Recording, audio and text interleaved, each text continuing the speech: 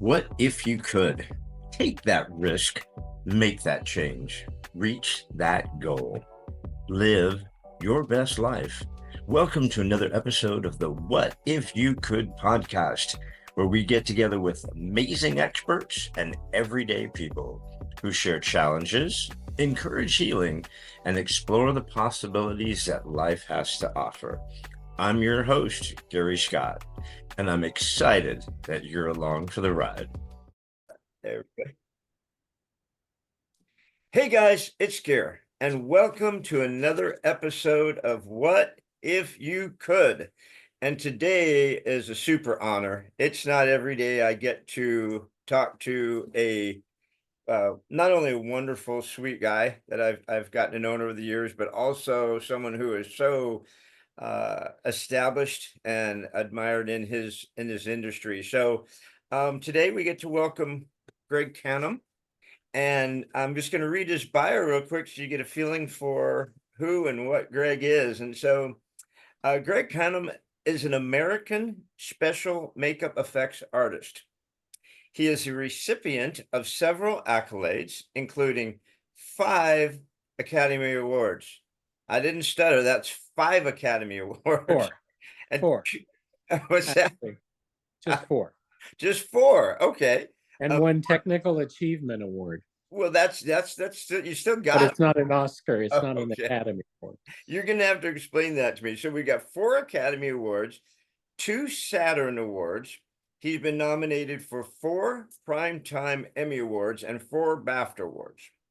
Cannom is best known for his work on the films Hook, Bram Stoker's Dracula, Ms. Doubtfire, The Mask, Titanic, Bicentennial Man, Hannibal, The Passion of the Christ, The Curious Case of Benjamin Button, and Vice, as well as hundreds of more, of course.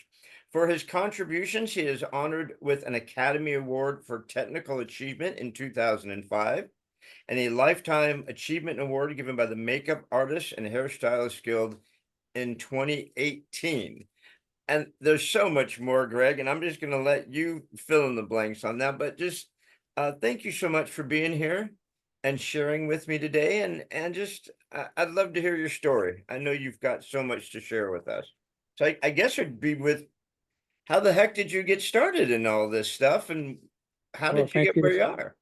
Thank you for asking me being here. It's this is my first podcast I've ever done. But no, it started when I was young.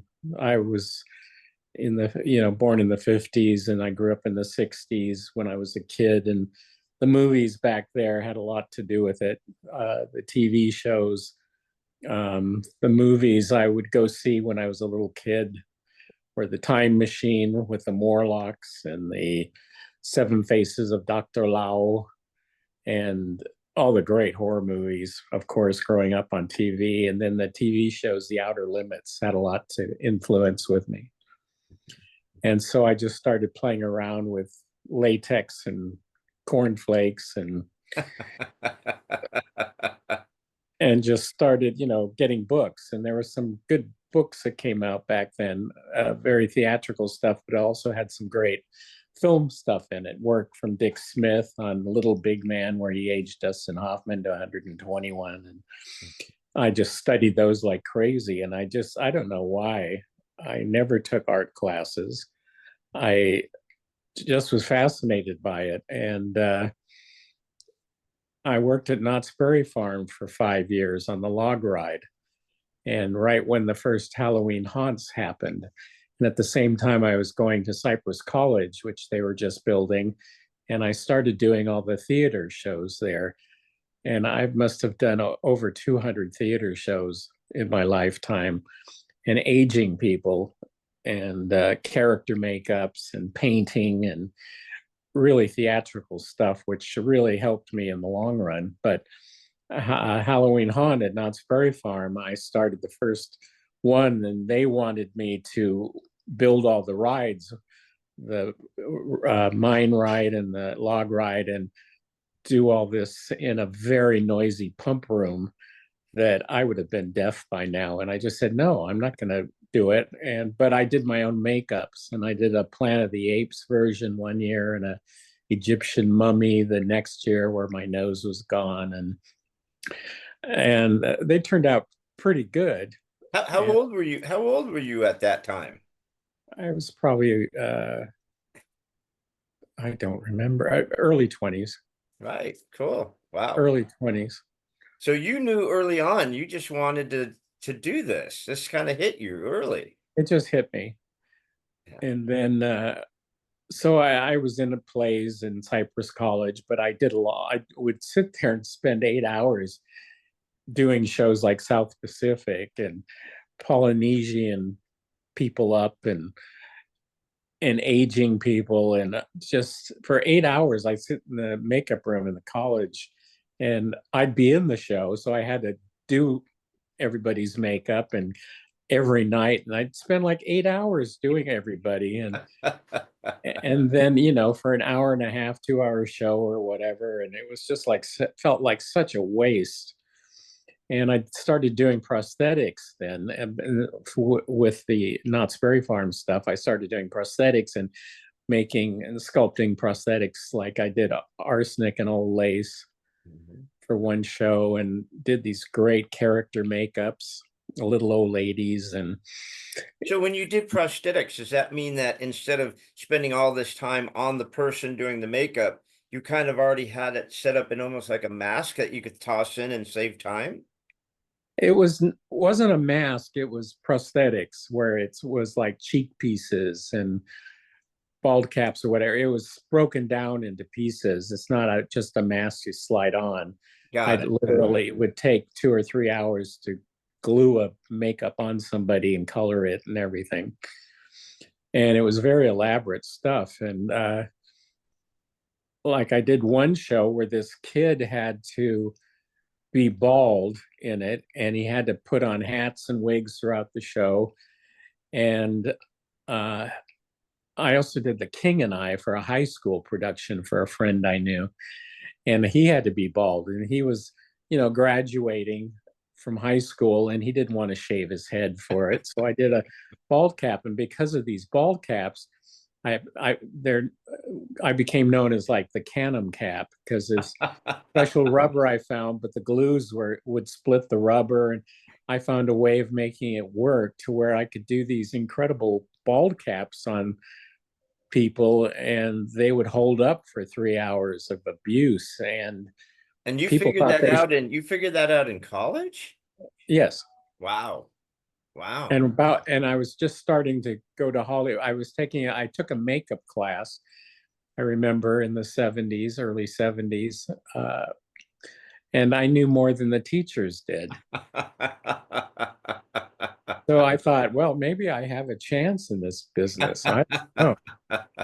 So with all this, I just happened to start, doing all this incredible work in college and everything, and for other community colleges and high school. Did you have like a victim when you were younger? Like, did you do this to your dog, No, or did you just have myself. it just started on yourself? No kidding. Yeah, I mean, this poor hand has seen so much work on it, testing this and testing that, and burning my hand. And So what was you went from Cypress College and then you go, I'm going to try to make a career out of this. And so you went to Hollywood and I went to Hollywood. I lived in Buena Park at the time, and Anaheim and that. And then I uh, got a job at the post office, and I kept my work at the log ride, and that's when I started doing the elaborate stuff at the log ride. And I hated the post office, the bureaucratic crap that went on in that.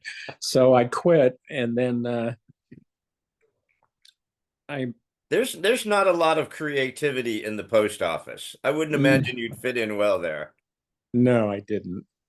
In fact, it was funny. One time they'd call me in every day at 4 in the morning. They'd call me in and call me in, and days off. And I finally said I was sick, and but I went in to pick up my check because I wanted it, and made myself look sick with makeup. I did do that. And That's then, awesome. but I was seeing the work of Dick Smith, who he did, The Exorcist had just come out, 72, I think. Mhm. And I saw that film and I read the book and I saw it the first screening at the first movie in Westwood and day after Christmas, and I couldn't believe it. And when I saw that film, it freaked me out so much and it was so real. And that's when I went, I have to do this for a living. And Rick Baker, who's a big time makeup artist, he worked with Dick Smith on it. And Rick was in LA and he was starting his career doing a lot of big movies. And he played King Kong in the one with Jessica Lange. And he was into apes and monsters and everything. And then I called him up and one day and talked to him. And I went in and showed him my work and he was impressed with it. And a month later, I started working with him. Wow. On films like The Fury, which was a film about telekinesis and everything. I did my first scar in it and I helped him with it. And at the same time, I started working with Rob Bottin, who did The Thing and that. And I, with Rob, did some work on The Incredible Melting Man and Rick's film. And I just started doing that. And then I started doing my own films. And they're bad little movies that were, the Mistress of the Apes, where I turn these bodybuilders into ape men. Is that poster that's hanging in the living room? Yes. The poster is the best thing about that movie. It's a great poster. It was an incredible poster, I think by Boris. I think, but the movie was it's unbelievable. But it was my first movie. It's fun to talk about, and I can't watch it without just laughing my ass off and crying. So bad. But I started working on the. Was The Thing? Did The Thing come out around the same time as The Blob? The movie The Blob. Remember the movie The Blob? No, The Blob was earlier than that. The Thing. Okay. I always loved that movie. We're talking about the remake of The Thing. Oh, okay. Yeah, the Thing, the original Thing from outer space was the black and white one.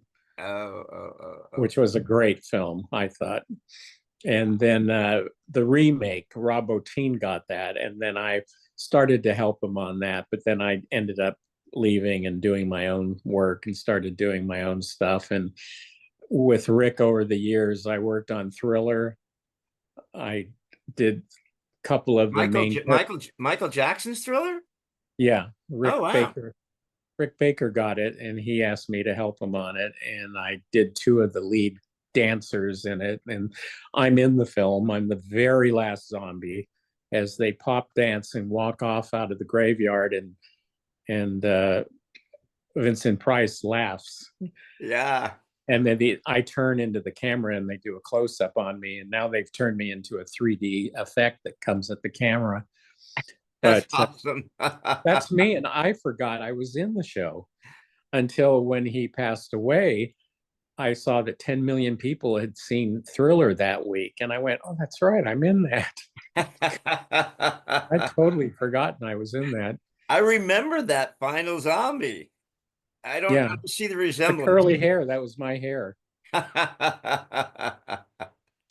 And my own makeup. And it was, that was a lot of fun. I tried to be in a lot of films I've done, but so anyway, I just started with Rick and that. And then I worked with Rick on Greystoke, Tarzan of the Apes in England, building these incredible ape suits. And I learned how to do suits from him and everything. And then when I got back, I just started the one that got me going. Actually, I did a lot of movies, a lot of TV, just a lot of everything. But the one that got me going was Hook.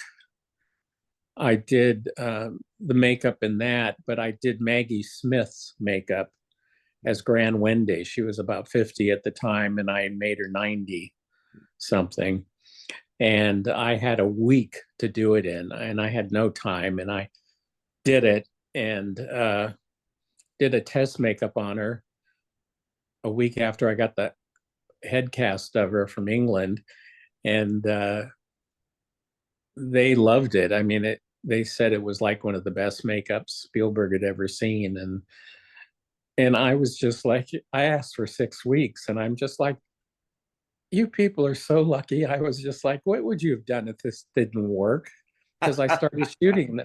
The next day, we started shooting with it. And it was supposed to be for 5 days. And I was a huge fan of Maggie Smith. I'd seen her in plays and everything. And so I was a wreck working with her. And then it ended up being like 25 days. And it just, but when it came out, it was funny because I went on film jobs after that, and everybody I went to talk to about age makeups, they all were like, "Oh God, we're so scared to death because we just saw this movie with Bette Midler and it was not good, and we're scared to death of the age makeup." And then I'd show them the Maggie Smith makeup, and they'd go, "Oh my God, it's amazing."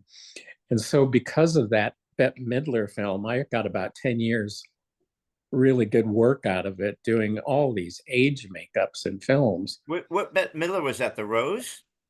No, it was for the boys. Oh, yeah, yeah. Yeah. Yeah.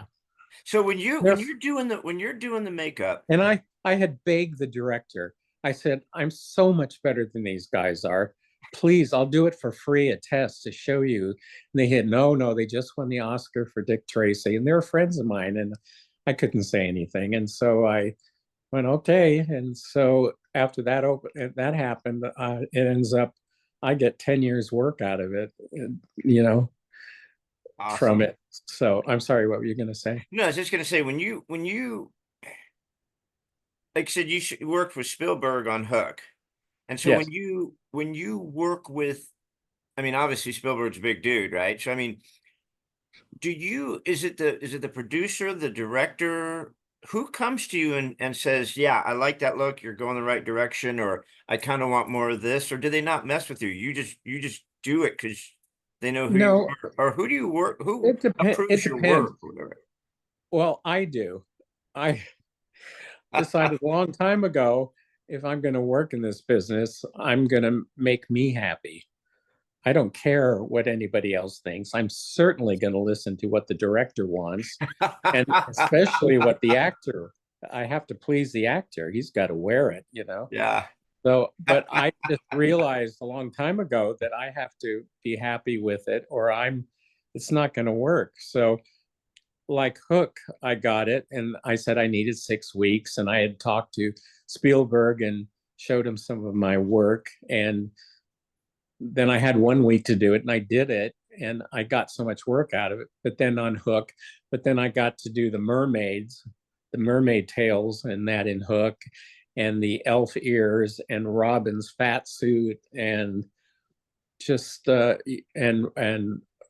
and the bald headed, the white hair on Hook, on Dustin Hoffman, his look at the end, where it was a foam rubber bald cap with all the hair punched into it to look real thin white hair on that, which had never been done. And because of that, I get a call from Sigourney Weaver saying, can you do my bald cap? I just talked to him about Hook, and can you do this for me? And I go, it's never been done before, because she had shaved her head for Alien 3, and she had grown her hair back like for 6 months, and she had the thickest hair I've ever seen in my life.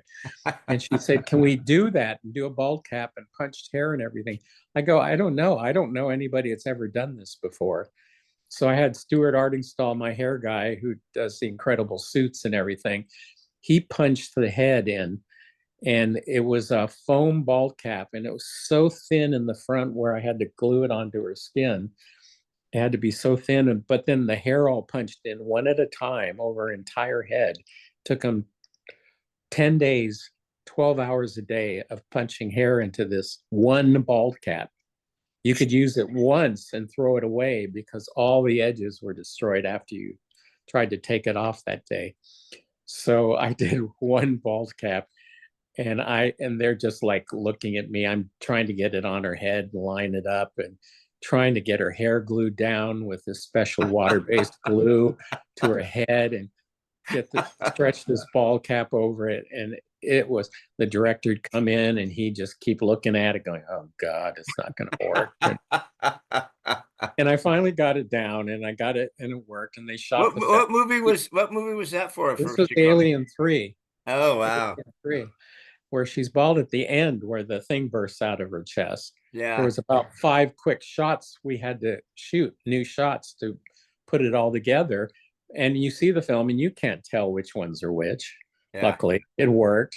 Yeah. And she was happier than poop, because she didn't have to shave her head, and she lived in New York in the winter, and she was just so happy. And then I told them, the production company at the time, I said, don't ever call me again. I will never do this again. This is the hardest thing I've ever done in my life. And then, of course, months later, they call me up. We need to shoot a poster. And I go, no, I'm not doing it. I'm going on vacation. I already have a plane ticket. And they're, money's no object. And I went, what do you mean money's no object? What do you want? I said, oh, fine, I want 10,000 a day. And they went, okay. And I'm just like, because they would have had to have paid her a fortune to have shaved her head.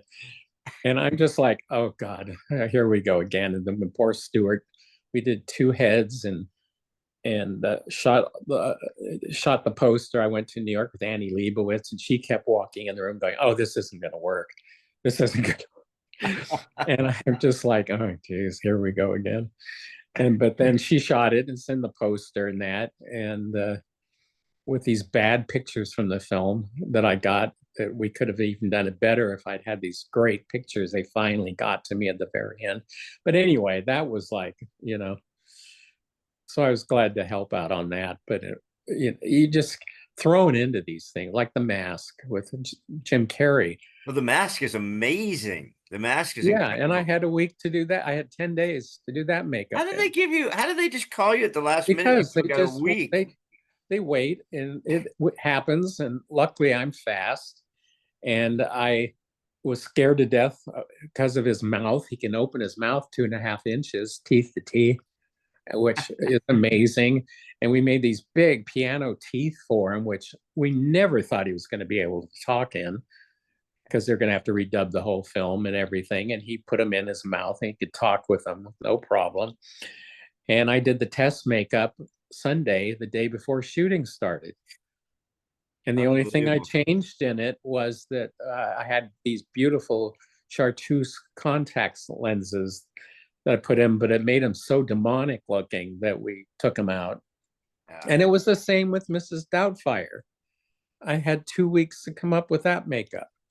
They waited till the end, and then they decided this and that. And I finally, didn't want to use prosthetics. And Robin was like, what, are you crazy? So I did a test on Robin. I did 1 week before shooting started for that.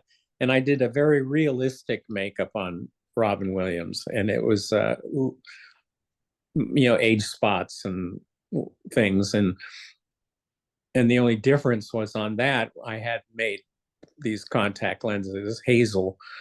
And so he looks so different that we decided not to use the contact lenses, so you could still see Robin's eyes in it.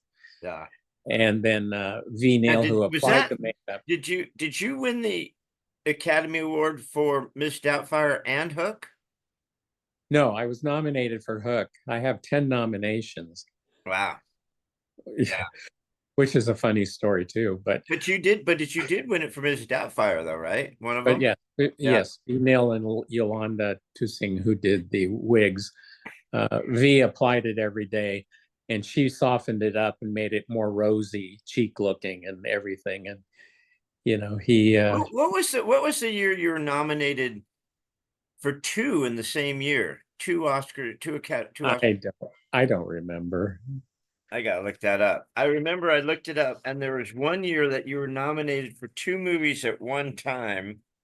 Yeah. It was 1993. You were nominated for Bram Stoker's Dracula and Hoffa, in the Oh same yeah. year.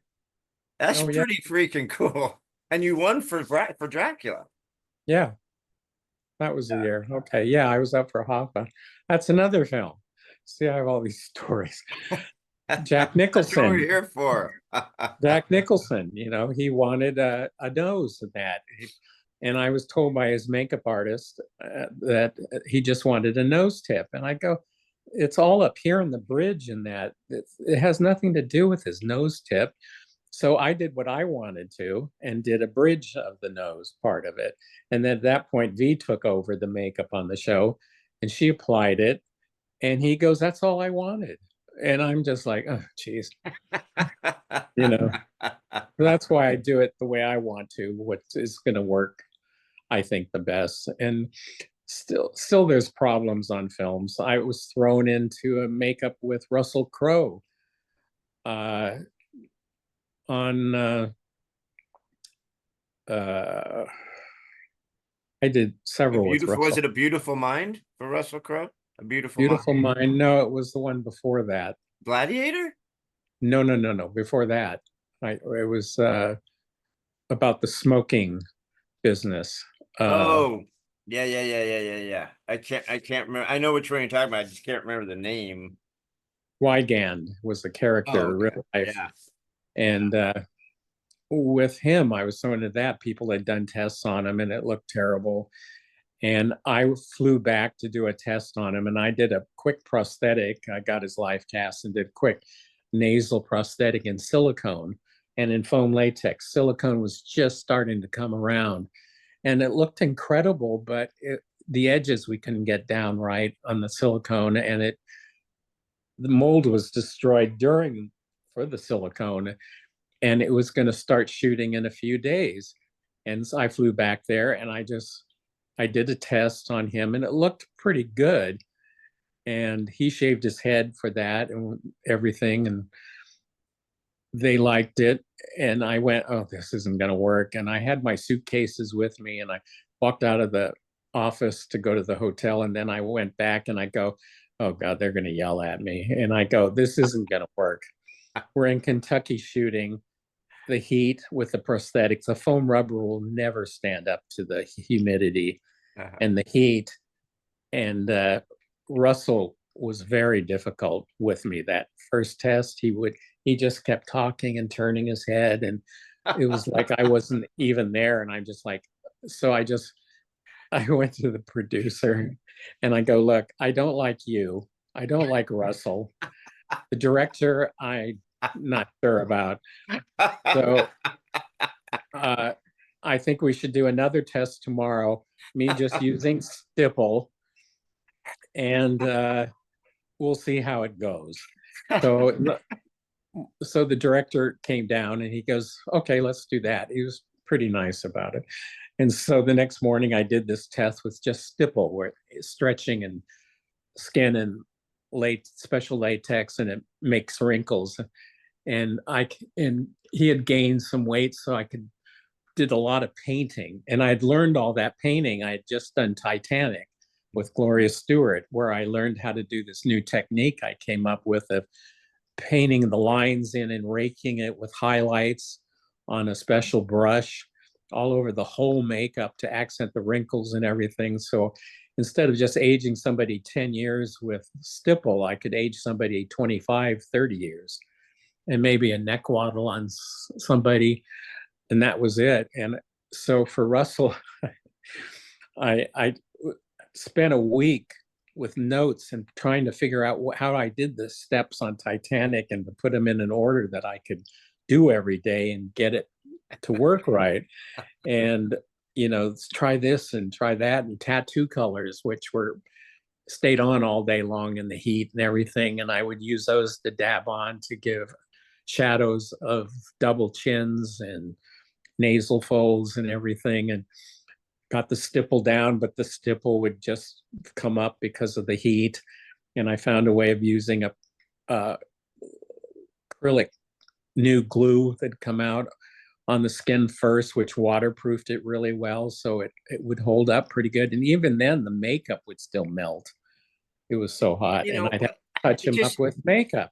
The thing, So and when the camera is so darn close, how do they not see all the stuff you're throwing on their face? It's so subtle, and the camera you get away with. I learned, see, this is something I learned when I started with Rick Baker on The Fury. I saw these makeups, William Tuttle, who I became friends with, and I got his makeup from him that I sell for prosthetics. He was doing the makeup on The Fury, and he did these heavy makeups on people, everybody, the straight makeups, the beauty makeup. They were in person with my eye. I could see it. And I was like, wow, how can you do a makeup that heavy for an actor? And then when I saw the movie, because it's film and a piece of plastic that's blowing up on a giant screen, you didn't see that. You just saw this beautifully blended makeup that looked like skin. Mm-hmm. And that's when I learned, like I worked on The Howling with Rob, and I learned then that you can get away with murder. And I'd layer on makeups for the horror aspects of it, like 5 layers of makeups of reds and blacks underneath this color and that.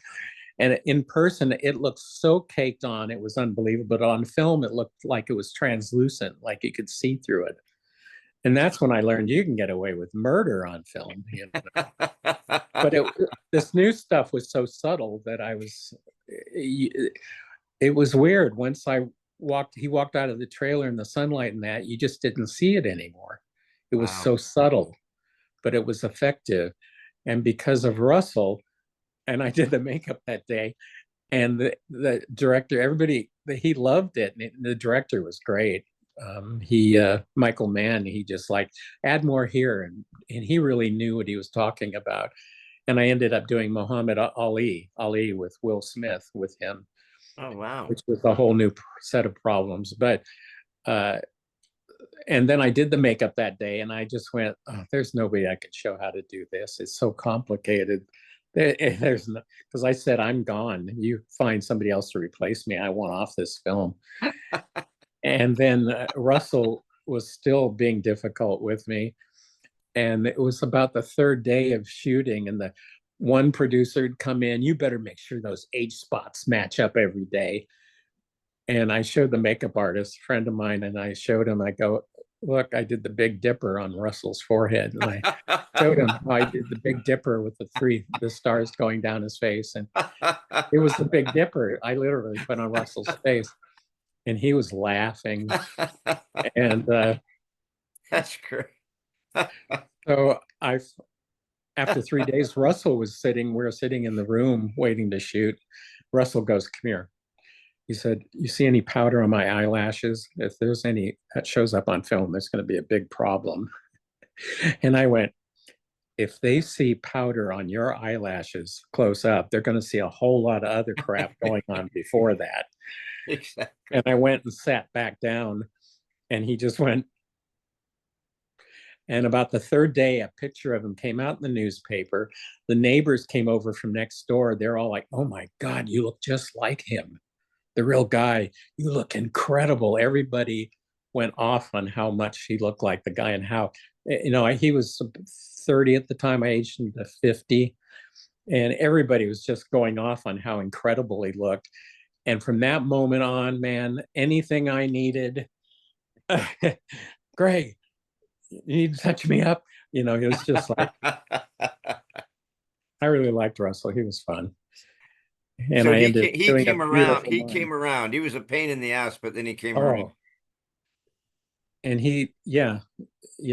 I know that you must get this asked 1,000 times, but who was your favorite person to work on or with? Well, I have several. Gary Oldman was incredible. What an actor, and to get to do that, the Hannibal makeup on him and everything. And he's just the best. And then Christian Bale in Vice.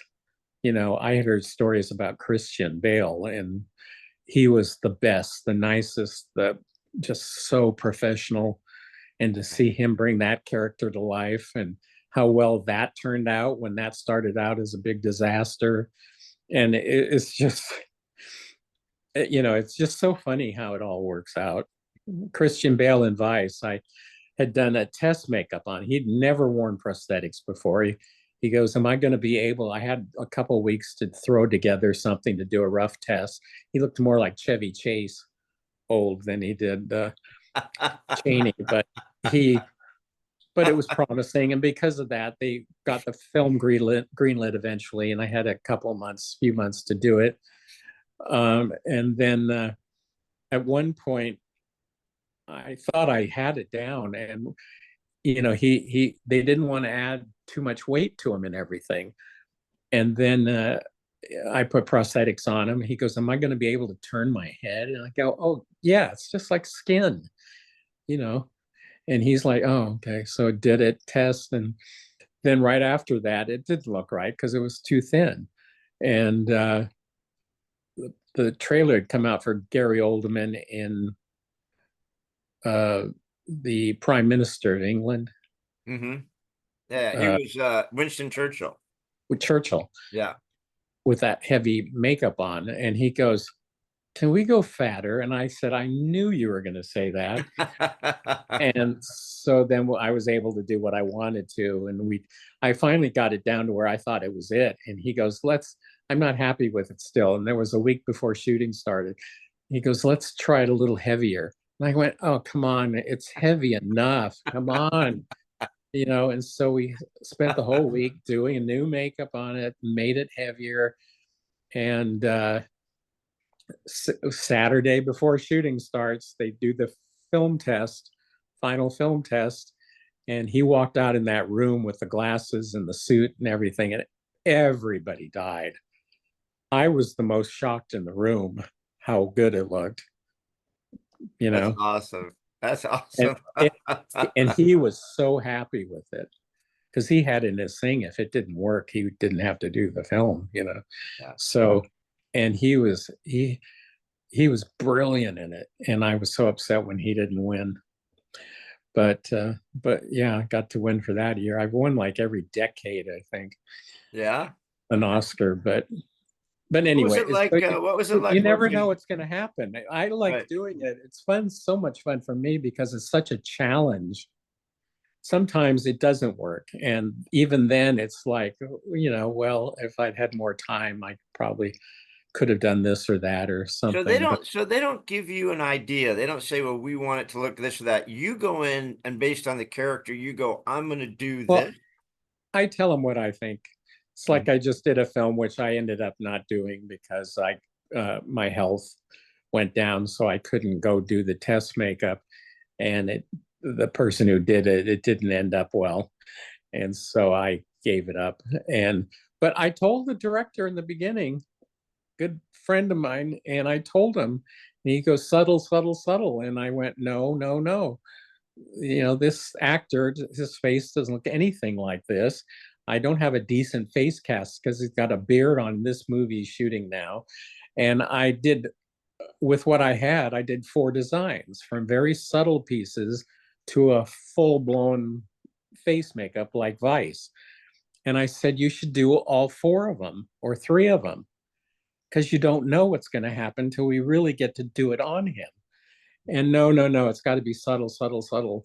And so I did the subtle pieces only, and they tried it and it didn't work. And they ended up, somebody else did the full-blown type of a thing, which I don't know if it worked or not. I never saw it. But so you got to try it all.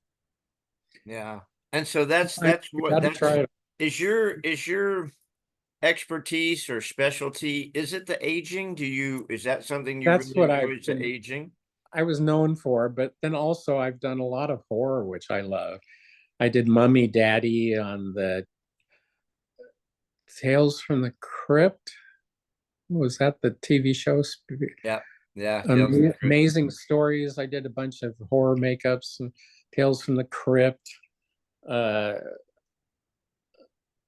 Just a lot. I did The Lost Boys, which made me famous because somebody else had The Lost Boys and they're all like, oh God, this looks like a cheap horror movie. And they called me in at the last minute, and I flew to England and had the contact lenses made because I wanted to work the makeup around the beautiful contact lenses I had made. And once again on that, Kiefer had a beard, and I hated always on Star Trek when they had all the forehead stuff going on, but nothing on the face. Yeah. Didn't balance out ever. So I did the subtle demonic brow on the Lost Boys, but then I also took it down into little cheekbones Mhm. so that it kind of tied in together with it all. And I did, instead of the gnarly teeth, I did, he said, these are beautiful people. I want beautiful vampire makeups. I want them Mhm. sexy. And so I did little pearl teeth on the second teeth to make the face look thinner, and I had fun with that. But once again, I did test makeups the day before shooting started, Wow. and on That that was a film, big hit too. Those guys looked oh, amazing. Those that guys film, looked it didn't turn amazing. out that good. And then years later, became massive on VHS, and it's worldwide. They have things all over the world for it now, and it's Yeah. become such a big deal. And then they copied my makeups on what was that show? Vampire Hunter, the girl on TV, uh, Mm. Buffy the Vampire Oh, Slayer. They copied it, and I kept going, where's my Emmy? where's my royalty? But everybody copied it, which is kind of nice in a way, but I got to do the original and come Can up you with it. patent stuff like that? Can you have like a technique that's patented? No, Yeah, once it's out there, it's out there, huh?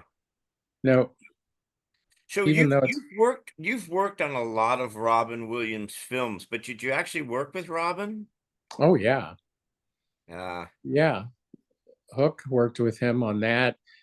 I did the last one I Bicentennial did Man? by, which was a lot of work, and I applied it to him, and which was so sad because just not because of what happened, which was terrible, but it was so sad that we'd be in the trailer, myself and my assistant, and applying his 200-year-old makeup, and when he'd look like something, he would look in the mirror and start doing a 10-minute bit on the oldest congressman in the world, and I couldn't work. I'd be crying my eyes out.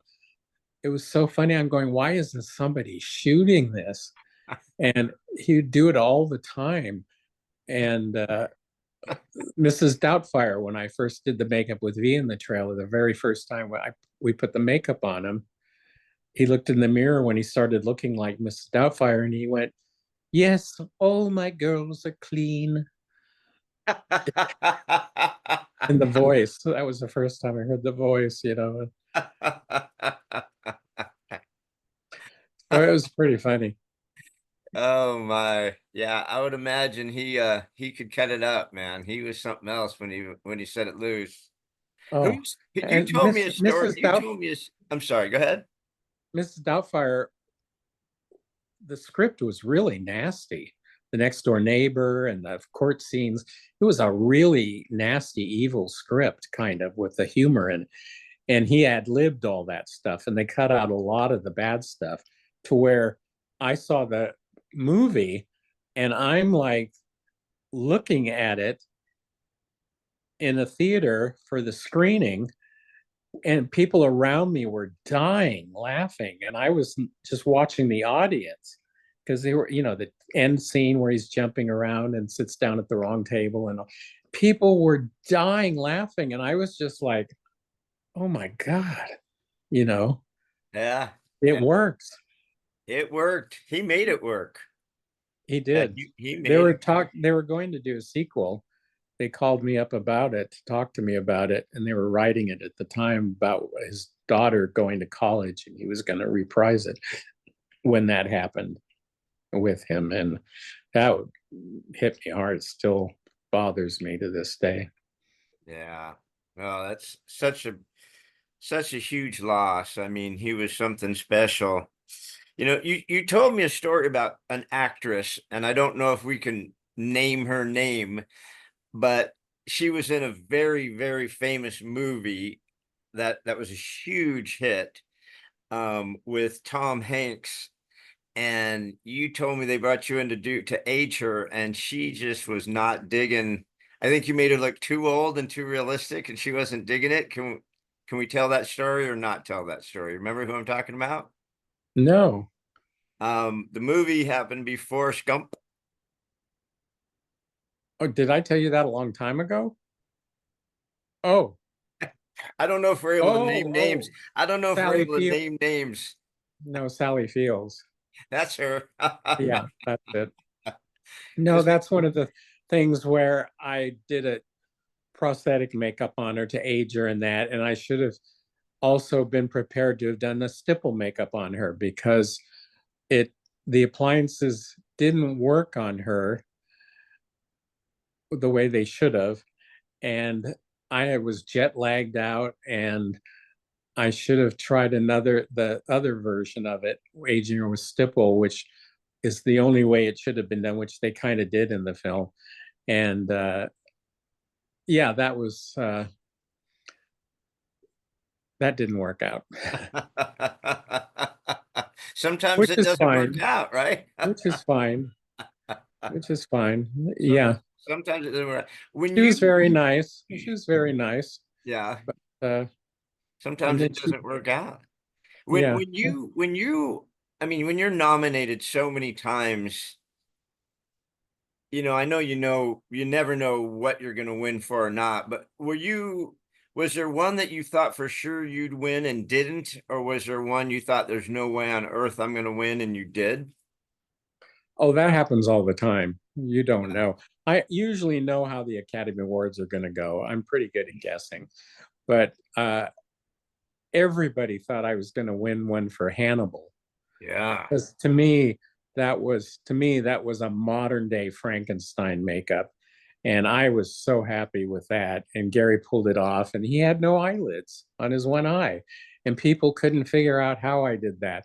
And it it was, and that was another film where uh, what a great director Ridley Scott is, and we talked to specialists at the morgue and what happens to skin and if things are exposed and everything and veins and they shrivel up and become brittle, just all kinds of. We did all these horror makeups months before with teeth on the outside of the lip, and they look like just like zombies, zombie makeups, and there was no getting away from it.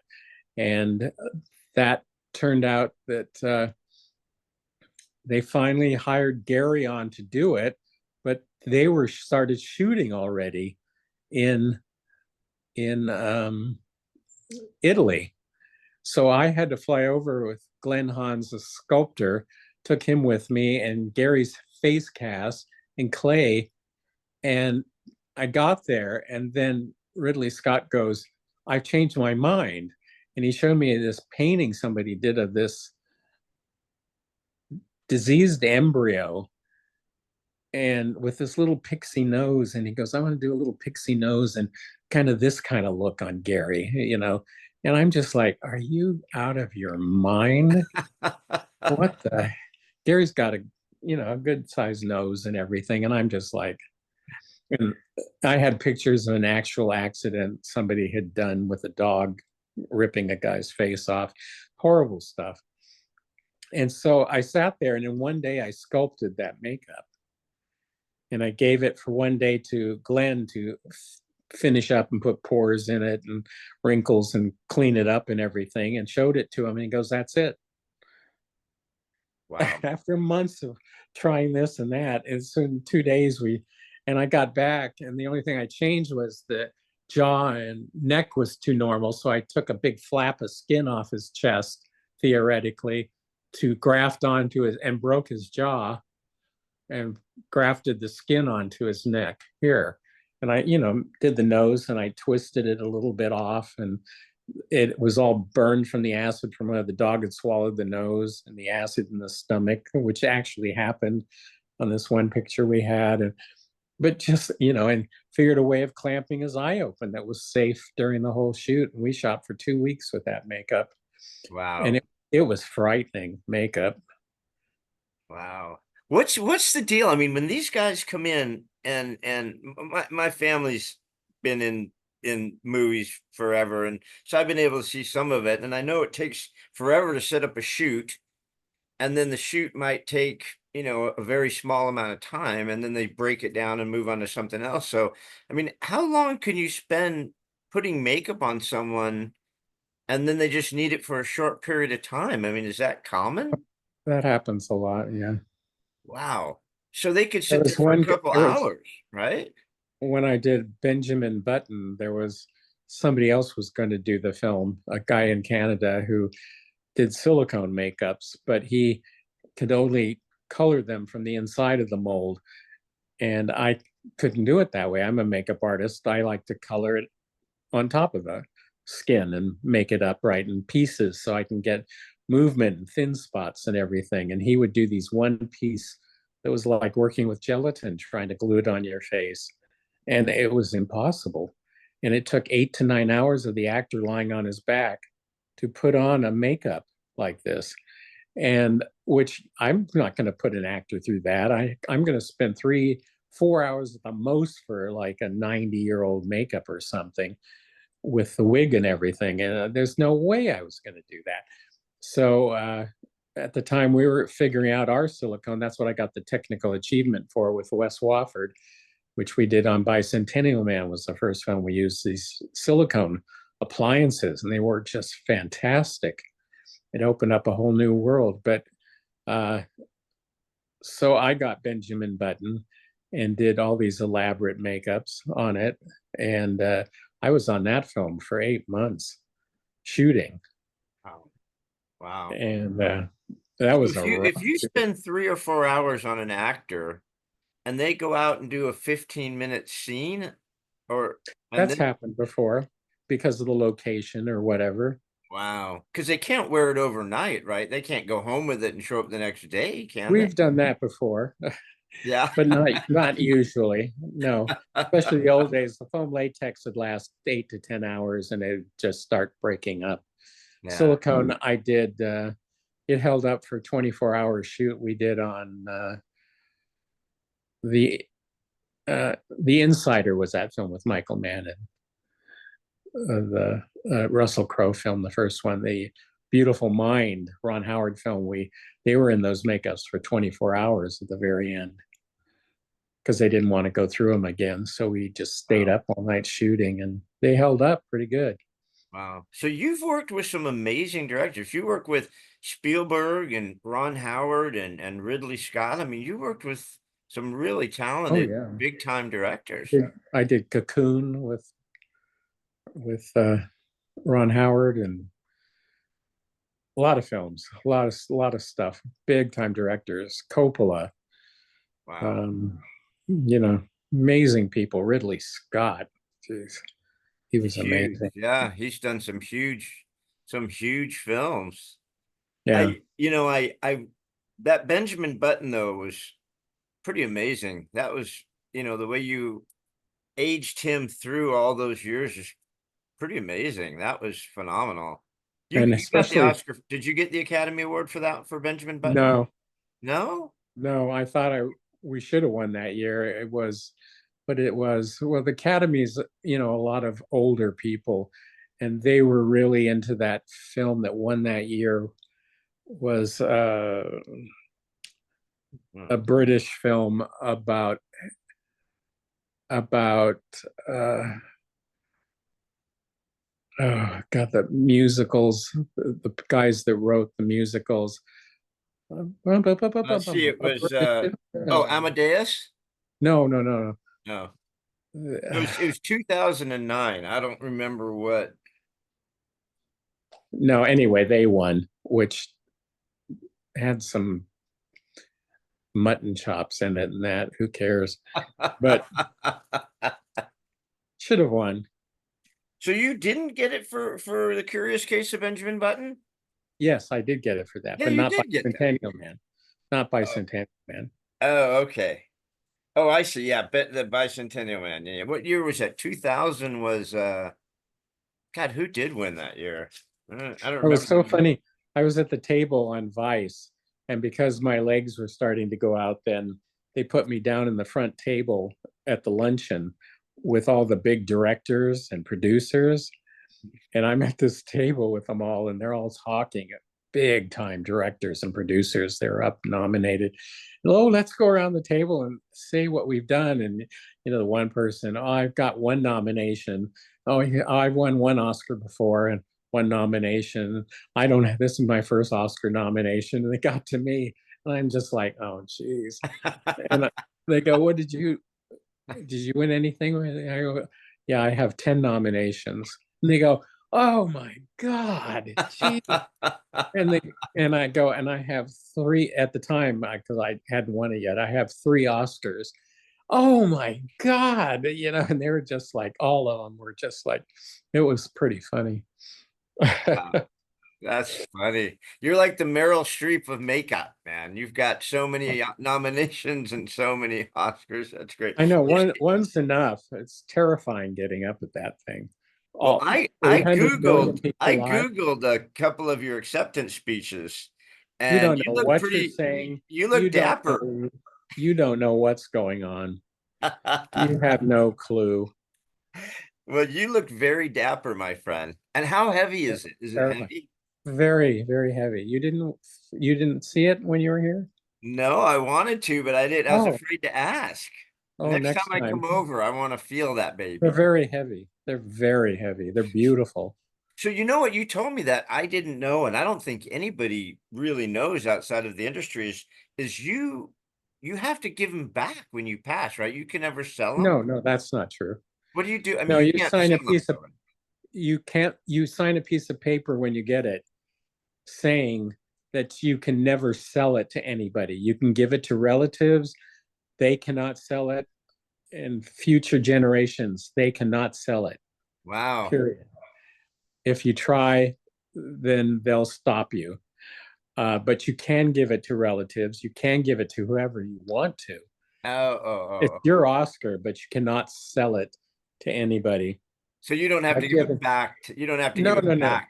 I'm Okay. giving mine that I have still back to the Academy Yeah. because I don't want anybody to have them, except I put them in museums with my work. Like a good friend of mine, he's got the Hollywood museum collection that's down there now on Hollywood Boulevard. It used to be the Wax Museum, I think.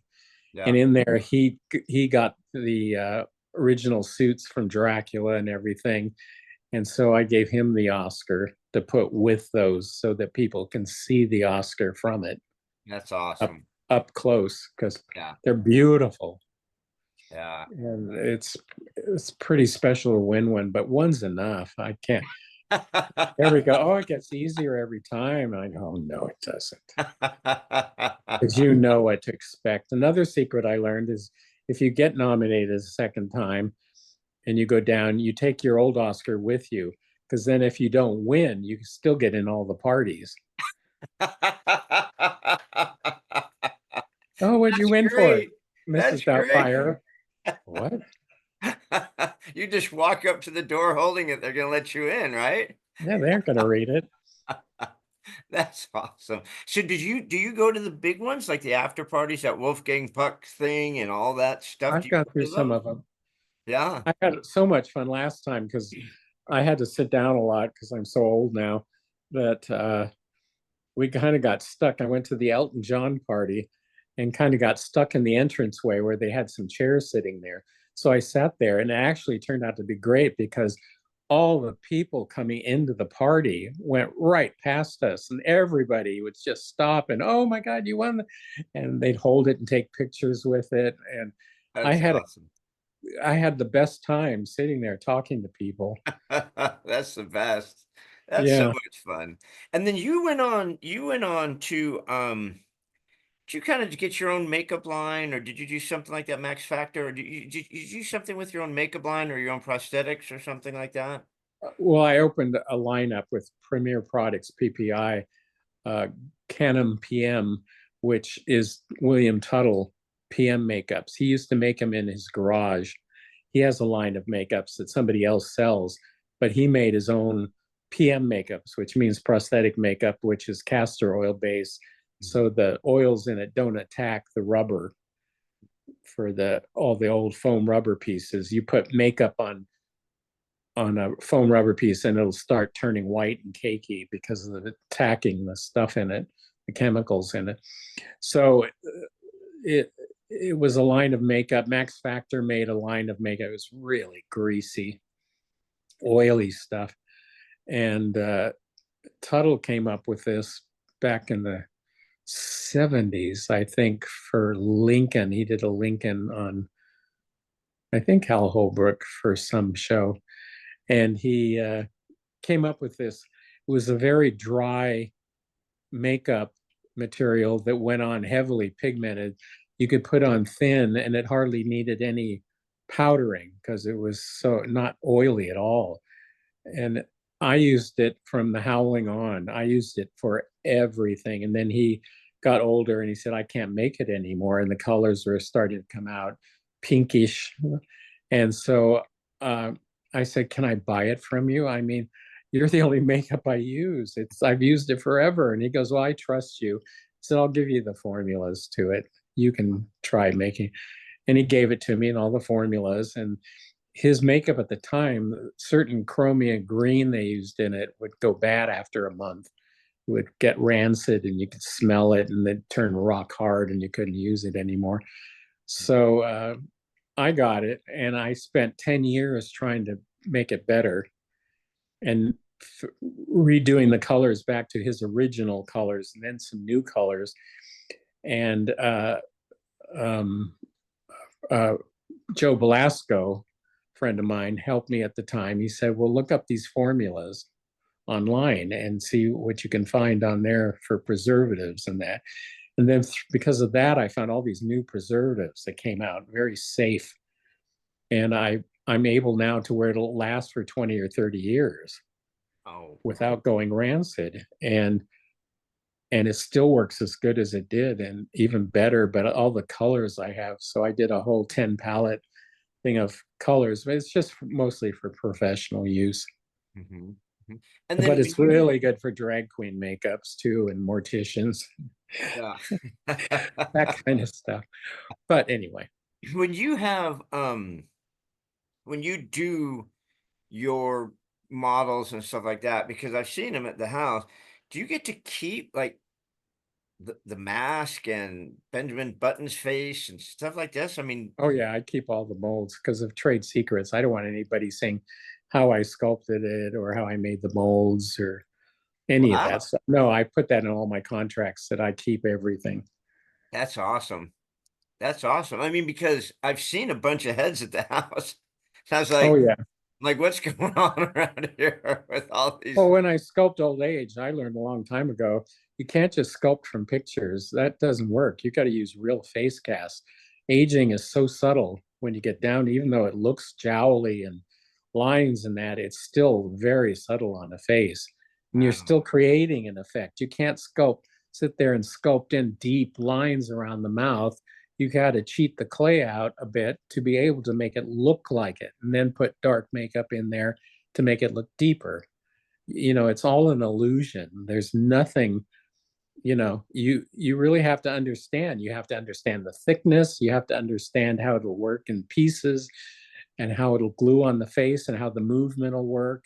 And that takes a lot of experience. And I'm very good at that. And I'm not the best sculptor in the world, but I'm very good at shapes and that. And I'm very good at working on a three-dimensional face where great sculptors I've worked with try to do a old age makeup on somebody and it's so heavy-handed and just doesn't look right because a lot of it's illusion.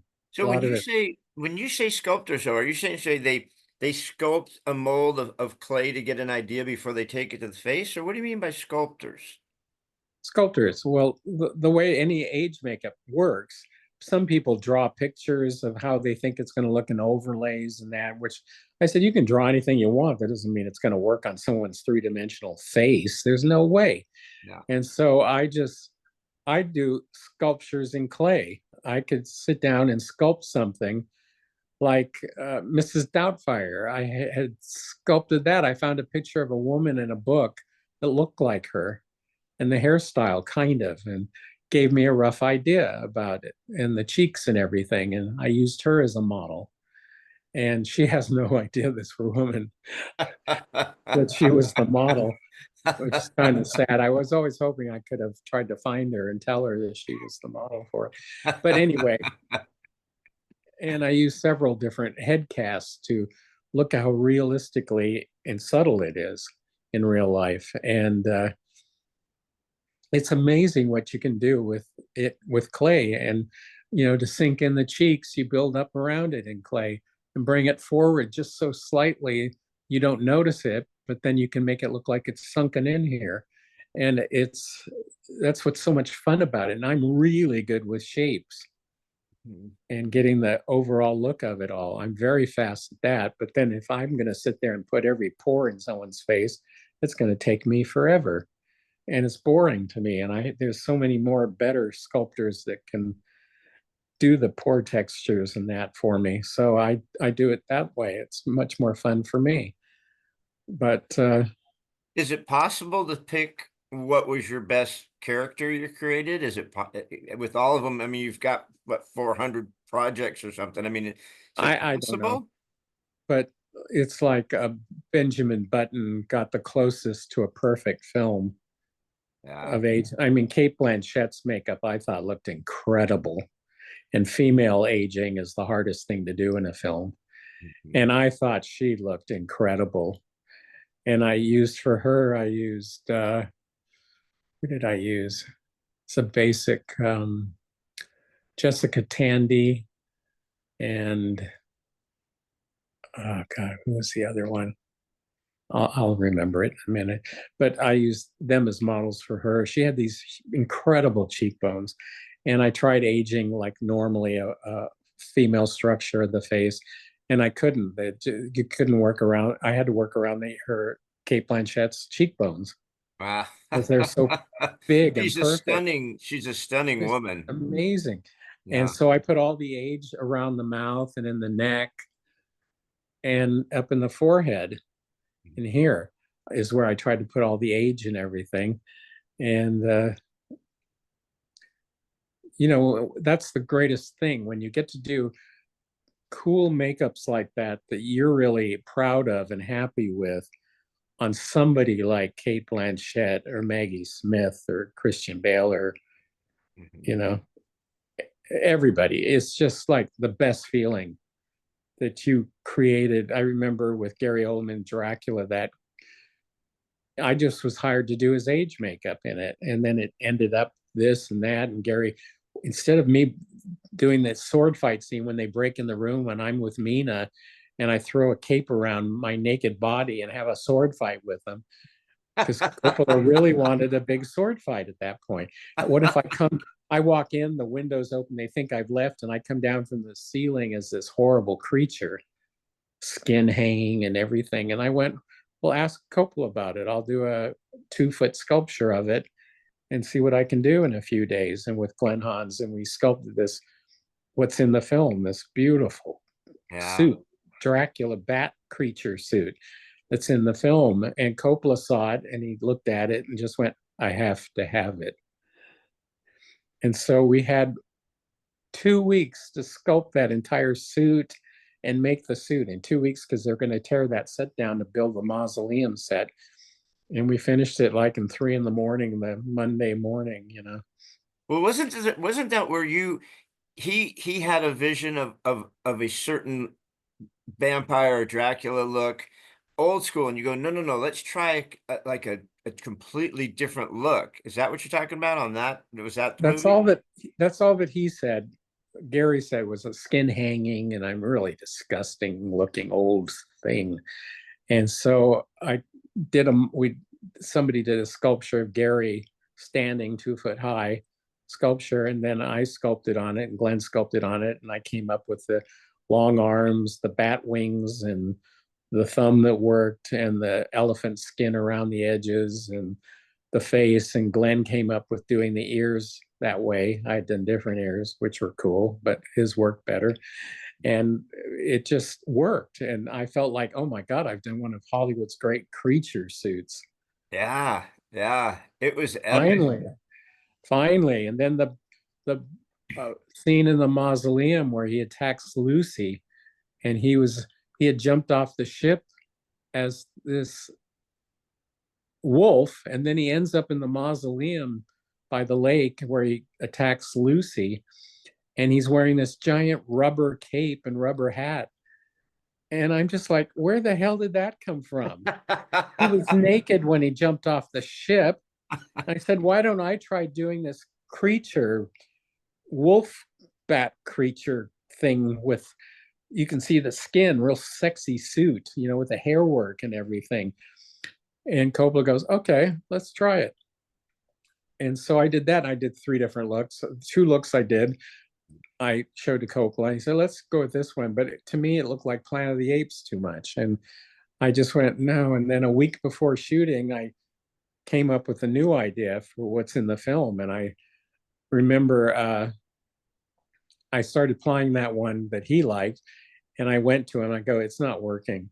It looks like Planet of the Apes. I think the other would work better, the newer sculpture. And he went, okay, do it. Wow. He goes, I know nothing about makeup effects. You do whatever you want. That was Coppola's words to me. Wow. So I did the new sculpture, and then the dailies, we were all like, oh, jeez. That was awesome. Yeah. Jeez. That So was it awesome. was, I mean, it was pretty animalistic, but Well, that's why you won the Academy Award for it. and the funny story about Dracula is that I did all this great detail work. I did layers of work on his face when he's old age with veins underneath the parchment skin that you could see through his skin and the veins, and then did all this work. And it was beautiful. And then it went to VHS and you couldn't see anything. It was just so washed out. And I just went, all that work I did, and that's what history's going to see. What a nightmare. And then a Blu-ray came out a few years ago. Yeah. High def Blu-ray, high 4K, and you see every vein in his skin. You see everything. And I went, oh my God, thank God I did it that way. How awesome is that? Yes. Thank God, because now people will wait till it goes to 8K, you know. But that's scary because in Titanic, Gloria's makeup I did for 70 millimeter, and he shot her so close up. And I was, it went to 4K 3D, and I went to the theater at a special theater to see the restoration of it. And it's so clear, and I can see things in the makeup on Gloria's face. It's so close up, but nobody else is really going to see it. Yeah. They aren't looking for it. But I was just like sweating. Oh my God. It's pretty amazing when you think about it, because you're so instrumental in the making of these movies, and I don't think you get the credit that you deserve. I mean, I don't think people, you think the star and the acting and the director and all that crap. We have no idea what producers do. No, But I, I mean, it's really instrumental to these things. I always thought we should get royalties because they're not looking at the actor's face, they're looking at my face, Yeah. you know. Yeah. Yeah. I mean, And that we creation we is, never could get royalties or anything unless you're somebody like Rick Baker, Stan Winston, get toys and all that stuff. But on the other hand, I got 4 Oscars out of it. I yeah. can't Yeah. complain. What is it with, what is that, like And I got to work with James Cameron on Titanic. To wow. me, that was like working with Cecil B. DeMille on the 10 Commandments, Yes. biggest film of all time. And it's just turned out to, highlight of my life working on that film. Yeah. And becoming good friends with Gloria Stewart and knowing her all those years. No, it's amazing. So I'm sorry, what you're going to say? What's the deal with this GCI stuff? Is that, I mean, and Oh, is, CGI? yeah, TGI or whatever. I mean, what is that? Is that changing CGI. what you guys do? Oh yeah. When I started with Rick Baker 30 years ago or so or more, he said, "Oh, next year we're going to be out of work. In 10 years, CGI is taking over the whole business. We won't be needed at all."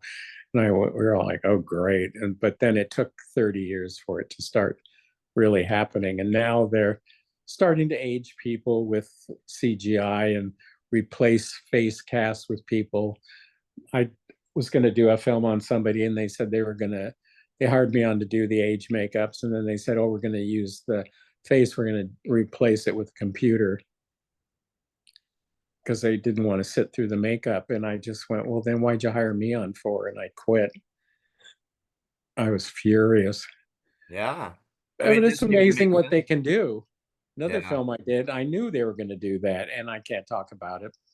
I signed papers, but it was amazing what they did with CGI and replacing a face on somebody. So it can be done, and it's all, back then you really had to do it. But it's like The Mask. I was going to build these mechanical heads with eyes popping out, which wouldn't have been as good as what they did in the computers. Yeah. But they still needed my makeup to scan and to put into the film, and he wore throughout the film. So I still I designed it and had a great part to do with it. And once they did that film, The Mask, it could never be done again Yeah. because it was all done in that film, you Yeah. know.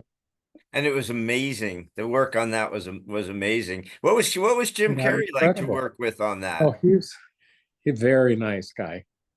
Very nice guy. He doesn't like sitting through makeup though.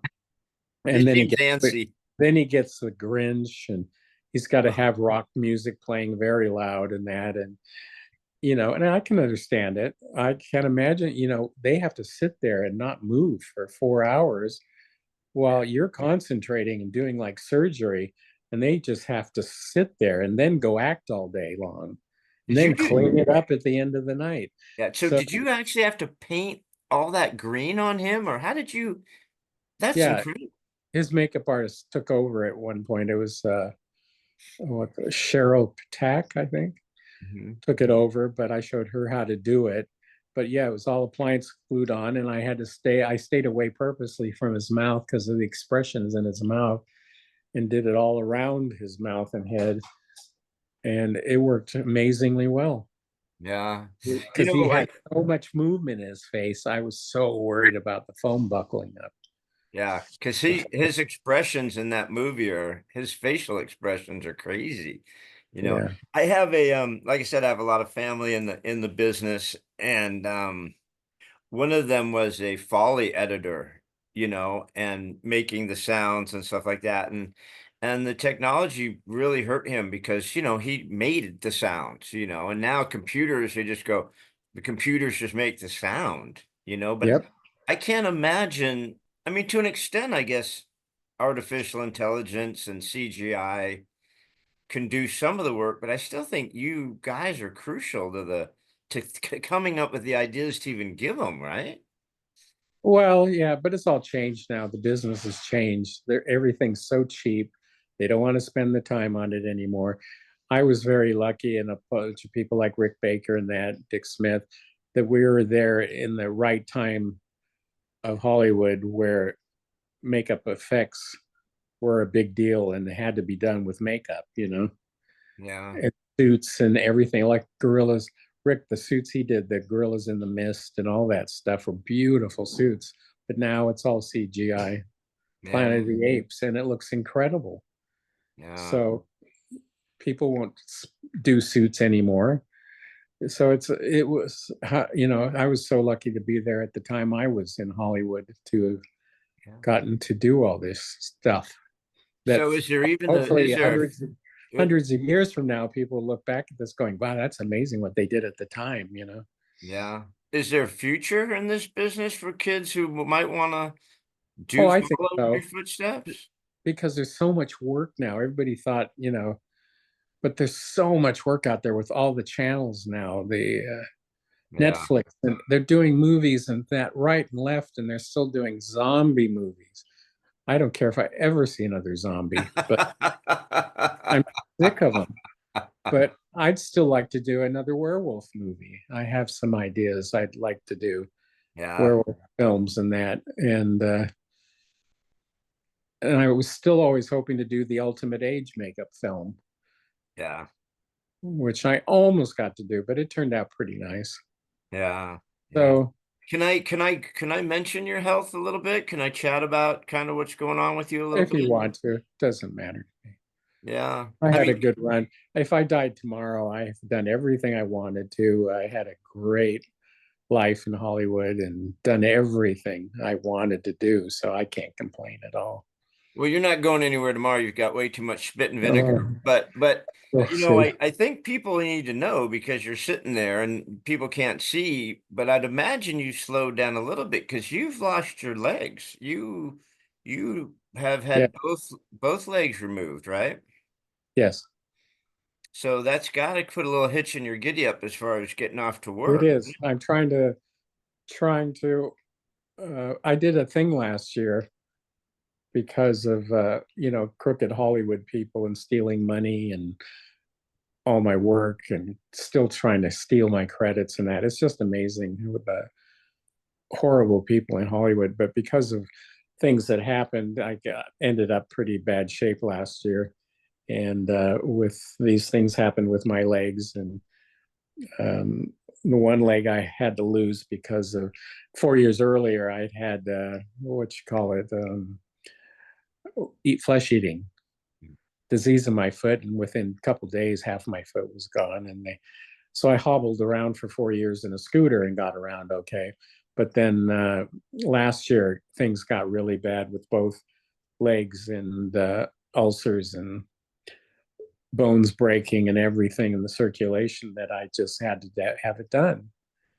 And I've been lucky that since in a year, I haven't had to take any antibiotics or anything. I took so many for so many years. So, but I'm amazed I'm still here. I should have passed on last year, but I'm here and I'm trying to learn to walk and everything. But what was incredible is I did a GoFundMe. Friends of mine did a GoFundMe for me last year because of the bills and everything. And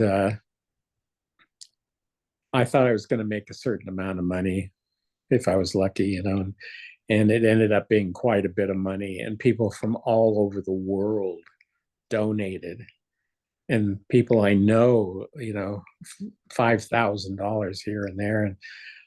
And it ended up being a lot of money. And it just blew me away that people cared that much Yeah. and that they loved my work so much that because I've always tried to keep out of the limelight. I'm not a person to go on TV and brag and all that stuff. I like just doing a film, throwing away the molds in storage and locking it up and going to the next thing. I don't like dwelling. I don't like dwelling on things. That's why it's kind of fun to go back on a show like this because I don't think about it that often. Yeah. How Yeah. lucky I've been in all the films and work I've done. So, but just the love from around the world, people I had never met or anything, and just the kind things they said and everything, just that really blew me away and really made me feel like, wow. Well, It was all worth it. you've touched a lot more people than you know. I mean, films have a real effect on people. You're a film lover, I'm a film lover. You're obviously in the business, but films touch people. Even though movies Oh, have gotten weird and there's no talent left in Hollywood, it seems they keep rehashing the same garbage. But when we started talking, you were watching Citizen Kane. And yes. we talk about that, and I've seen it a bunch of times. And And I I know a watched funny it. story about that. I'd love to hear it. As far as I can remember, Dick Smith told me this story that oh God, what's his name? I just had it. Anyway, the makeup Maurice Snyderman, I think. He did the makeup on Citizen Kane. It was like the first time they did prosthetics and elaborate age makeup type stuff on a big film like this. And it became such a massive hit back then. And he ended up at a party talking to the president of the United States wife. And I don't know who that was at the time. I can't remember. but she was saying how incredible the makeup was. And, was he in the union, the local, and that he goes, oh no, they won't let me join. You know, I think they're all jealous of him at the time, I think. And he's, it was a very exclusive club back then. Yeah. And she goes, oh, really? And so she left. And one day, this car drives up outside a house. A guy comes out and hands him a letter from the wife of the president of the United States. And she said that she was the head of all the unions in the United States. And that congratulations on being accepted into the makeup union in That's Hollywood. that's awesome. That is awesome. Do you have, besides one of yours, do you have a favorite film that you look at and go, wow, that was amazing work? Oh, a lot of them. I mean, I love the old films. I love Seven Face of Dr. Lao. The Exorcist is the ultimate. Yeah, That makeup was mind blowing. yeah, yeah. And that was And the that one that age that was the makeup one that hooked you. If it and wasn't the for The age, Exorcist, we might well, not be here. the age makeup on Dick Smith. Yeah, I mean, on Dick Smith did on Max von Sydow, the priest. He was 50 years old. He did an 85-year-old makeup on him. It's all prosthetics. yeah, And it's beautiful. And they use no filters, close ups, and you can't tell that's a makeup.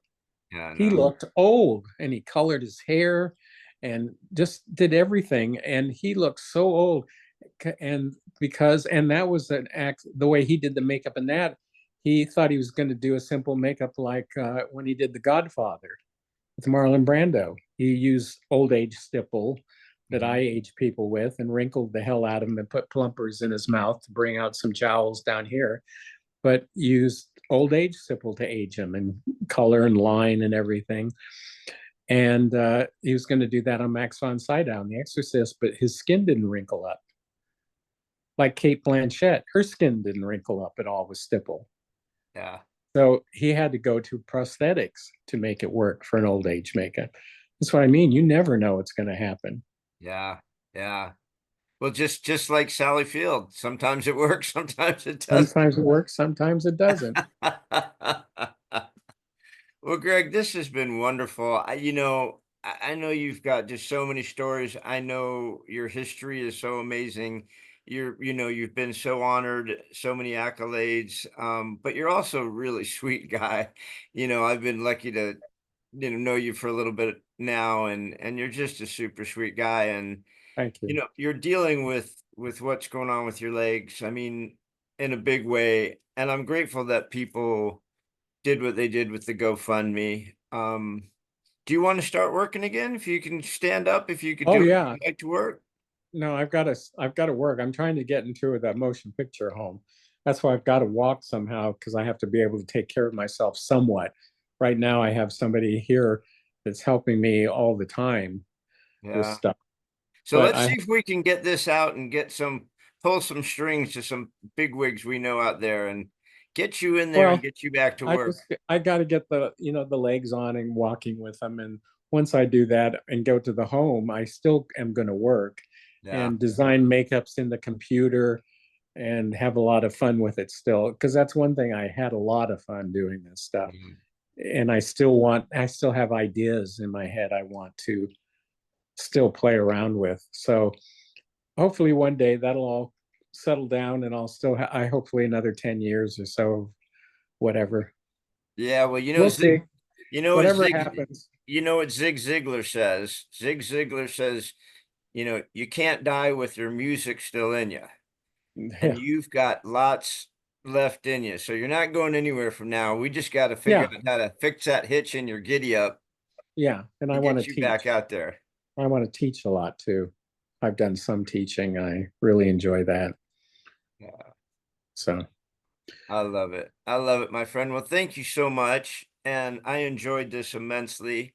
And I'm grateful that you gave us some time to share with everybody. sure, no problem. Thank you very much for having me on. Well, I just want to ask you one more question. And I always Sure. ask this of people, and I never tell them ahead of time that I'm going to ask, but I always ask, Abba? Is it Abba? huh? Oh, nothing. Go No, ahead. it's not that fun.